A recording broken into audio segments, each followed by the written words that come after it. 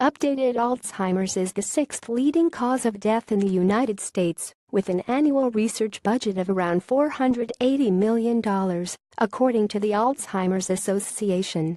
But the holy grail of contemporary dementia research is determining the risk factors that make people more likely to develop the disease. Neurologist Ronald Peterson, who directs the Alzheimer's Disease Research Center and Study of Aging at the Mayo Clinic, tells Newsweek, "Risk factor research is just as important as treatment development," Peterson says, since the two work together: first detection and then prevention.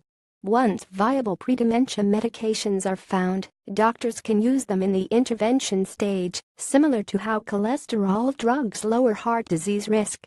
Part of diagnosing patients early comes down to spotting warning signs and testing, which can be costly. According to the Alzheimer's Association, there is no one single test used to detect the disease, the most common form of dementia. Meanwhile, MRI scans are not feasible for every patient as they frequently cost thousands of dollars.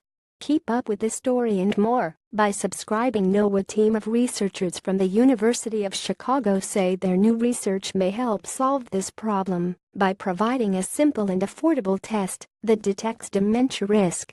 In a large sample of nearly 3,000 adults ages 57 to 85 years old, researchers looked at whether a decline in our sense of smell could determine dementia diagnosis. Previous research has shown that tangles, twisted fibers of a protein that are characteristic of Alzheimer's, can be found in the olfactory system, and that dementia is linked to a decrease in this sense. Related Alzheimer's test: artificial intelligence spots symptoms years before doctors. In the study, people sniffed 5 different odors: peppermint, fish, orange, rose and leather. These were taken from a larger test used to evaluate sense of smell. In a 5-year follow-up, people who couldn't physically detect even one of the scents all had dementia. Almost 80% of those who only detected 1 or 2 scents had also been diagnosed with the disease. Study author Dr. Jayant Pinto tells Newsweek the findings are important because they show that the central nervous system warns us about potential health dangers. Furthermore, no one pays nearly enough attention to the power of our noses. The sense of smell is a little bit of an ignored sense, Pinto says. So, does this mean that a potential dementia test comes down to whether you can smell a piece of salmon?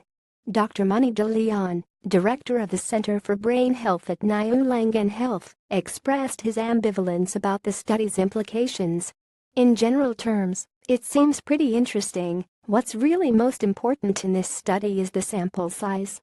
This must make it the largest study of its kind. But, after analyzing the data, he suggests researchers did a better job of predicting who wouldn't get dementia. It's good, but it's not yet ready for prime time, De Leon says of the study. Peterson agrees the research is well done, but says that, on its own, it won't be used in the doctor's office. However, coupled with other tests analyzing factors such as gait and vision, which previously have been researched for their association with dementia, the new finding could be invaluable. Simple cheap screening measures might separate people into high, medium and low risk, he says. These combinations are giving you real predictive values that are going to be useful.